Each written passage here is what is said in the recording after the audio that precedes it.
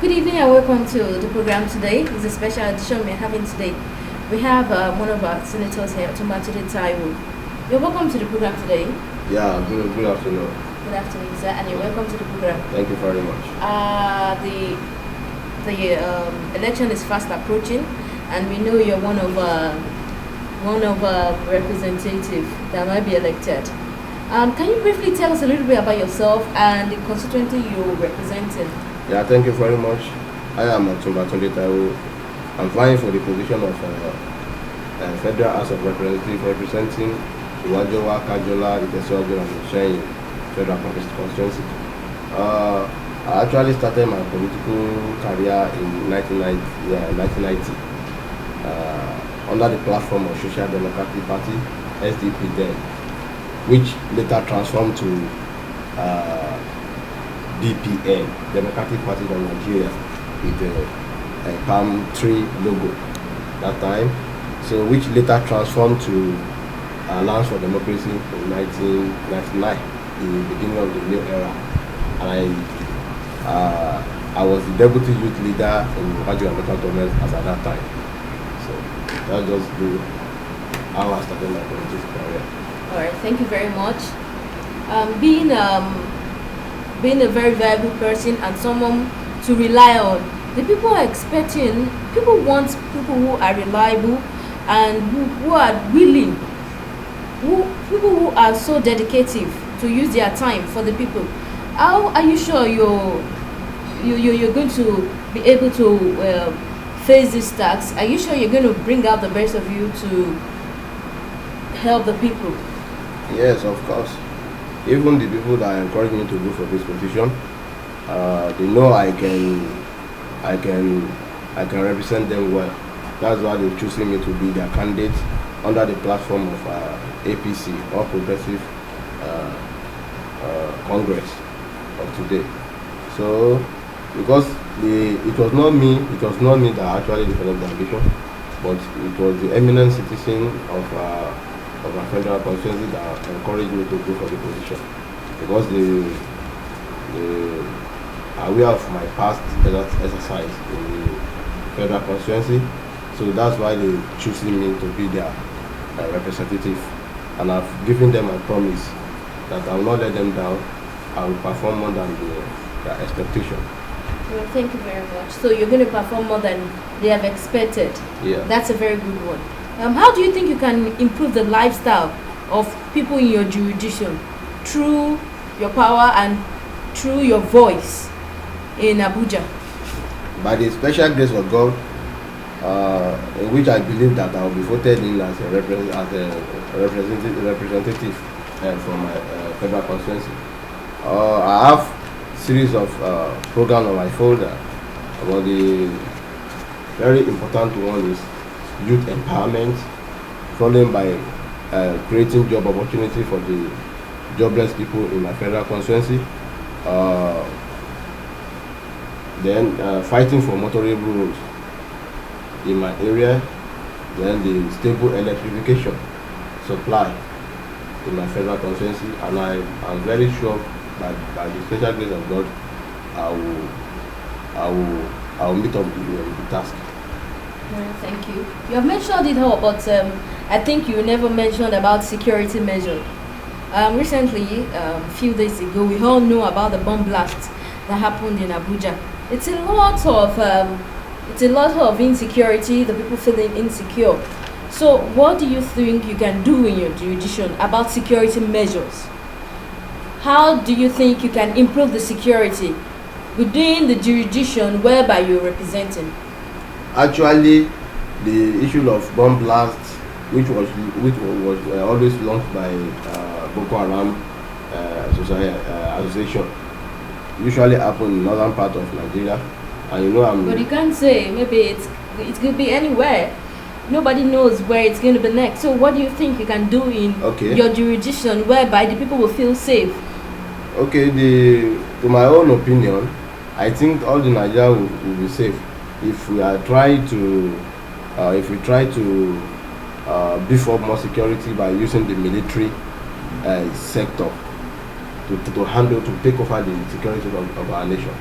you know, by deploying battalion of soldiers to the series of checking points in our area, not only in my federal constituency, but to the nation in general, because the insecurity fact that we normally face in my area is robbery here and there, and you know, if we can allow the military people to take over the security of the country, I think we are safe. And by the special grace of God, I'm going to raise that motion in the National Assembly. Oh, okay. We hope people will be safe, really, because it's a really terrible for a lot of bomb blasts to be happening in the nation, whereby people feel insecure. Then you mentioned that you will provide a medium whereby there will be employment. Yeah. So specifically, what do you propose to increase this employment for the youths and for the older ones, or for the working force per se? Yeah, I will try my possible best to raise the motion of creating job in the National Assembly when I get there by special grace of God. I will try to raise the motion to encourage the foreign investors. But as we mentioned earlier on, one of the major problems that we are facing in our country is the problem of insecurity. For example, in past years, the issue of kidnappers in the Niger Delta, where the foreign people used to come to engage in crude oil business over there. So are you discouraging the foreign investors from coming here? No. I'm not discouraging them, but I think this problem should be tackled one after the other. Okay. We must firstly tackle the problem of insecurity. When we are done with that, you know, so some foreign investors, they will have interest to come into our country to launch a series of investments. By doing this, you know, for example now, if there is a particular man that comes from the United States that have interest to organize a company in our country, you know, it's not easy for him to bring the employers, to bring the employee from this country. He will definitely employ people in our country. So by doing so, the shadow of the level of unemployment will be reduced in our environment. But without tackling the problem of insecurity, they will not be encouraged to come to our country to launch the investment. Those people you're saying you want to give employment to, are they the people who are educated? Are they people who have degrees and have master degrees and all that? In your area, in your constituency, we know that there are less education people, not like going to Western world. We know that there are vast people who are educated there. Even when you go to cities like Lagos, there are vast educationists, people who are educated there. But places like Kajowa, and we have like people who are less educated. How do you give jobs to these people? What do you intend to do with these people? How do you give them a daily duty for them to keep them busy, whereby they can feed themselves and they are occupied too. They don't contribute to be a nuisance to the public. Thank you very much. You know, in any company, we have different sectors there. We have some sector which will be fixed by educated employee, and we have some sector which will be occupied by uneducated people. For example, like a manufacturing company, we cannot expect the person that doesn't have any education, that is not educated, to be a manager or to be maybe marketing manager, general manager, like that. But we can fix the people that doesn't have even any education as a factory worker there. So you're saying even despite that fact that you're going to give them opportunities, job opportunities, so yes, even less educated people too are going to they're going to be a beneficiary. Yeah. That's quite good. Chief, please, how do you propose healthcare program to people whereby it's affordable, it's accessible to the people? What do you tend to do? Because health is wealth, they say. Yes. Yeah. It has been that particular point is one of the programs that is on my folder. You know, I told you earlier on that I have a series of programs on my folder. So when I get to the National Assembly, I will try to raise the motion of giving free health care to our people, free health as much as free education as well.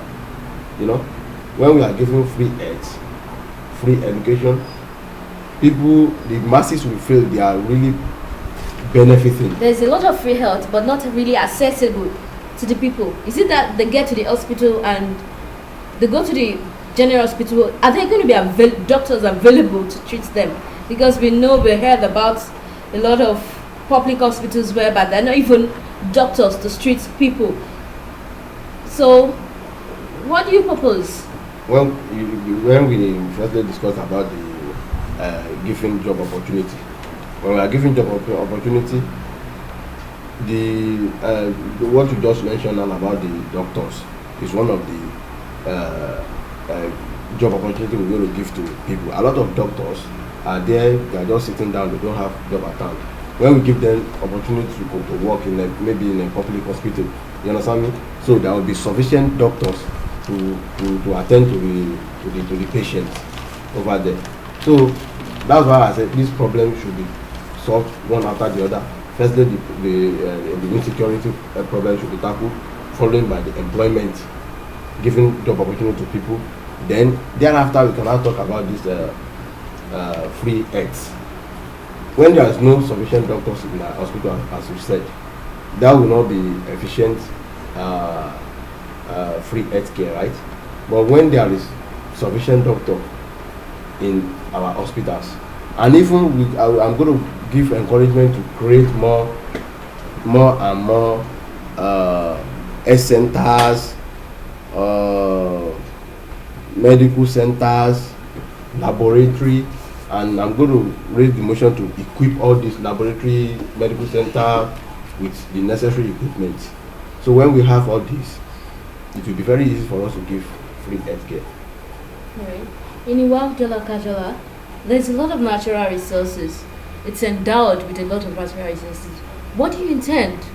What voice do you intend to give to make use of these natural resources in order to make it a productive community whereby they produce, not bringing a lot of commodities whereby they use, but they are being productive. They export a lot of products from this particular jurisdiction.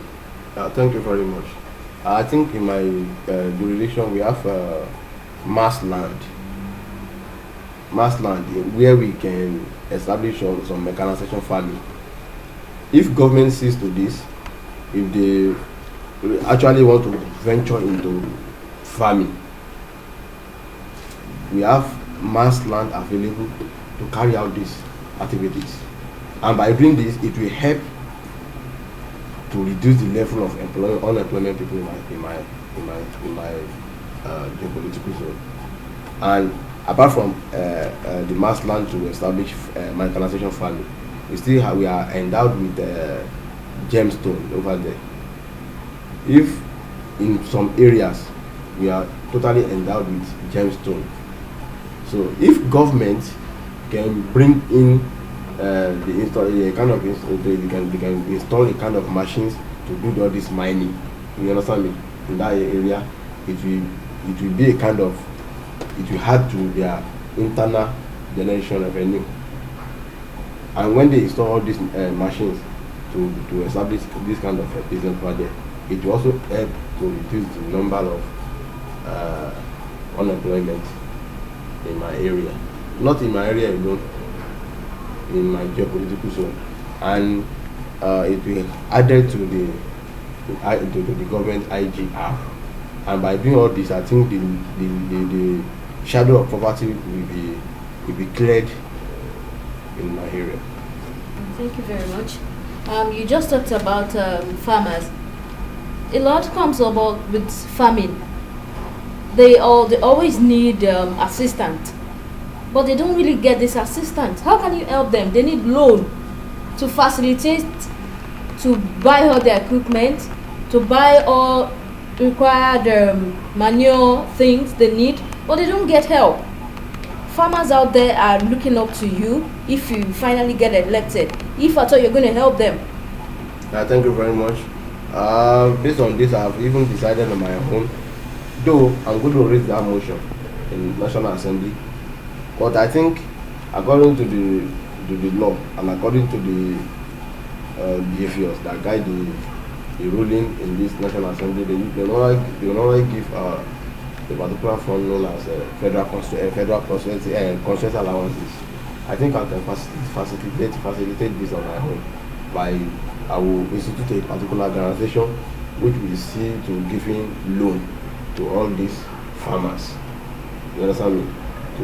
So that they will be able to get the necessary equipment for the growth of agricultural sector in my jurisdiction. Thank you. A lot of women are looking up to you, and their rights, they always feel like they are abandoned.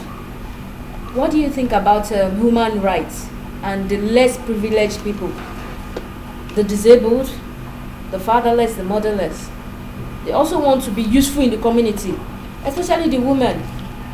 She's at home cooking. She also wants to contribute her own quota to the country, to be a useful person in one way or the other.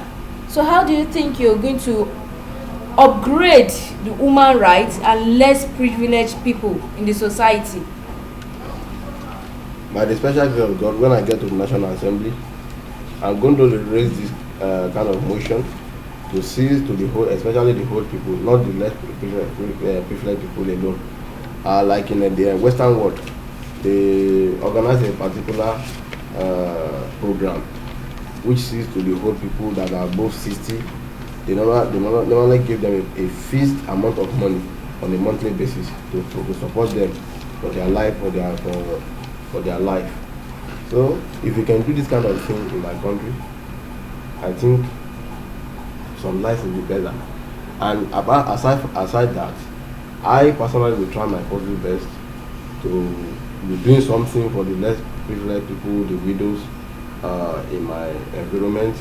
I will try my possible best to support them with the means of the federal constituency allowance that will be given to us. Wow. While I'm in the office. So it sounds very good, and but a lot has been said from different people, and you said a lot to yourself. So how do you want people to trust you? How do you want the people to really see that, yes, when I get to Abuja, I'm not going to disappoint you, that I'm going to really do what I have said? Thank you very much. I want to refer you to a quote made by Abraham Lincoln. He said, "Ability of a man cannot be trusted until he or she is tested."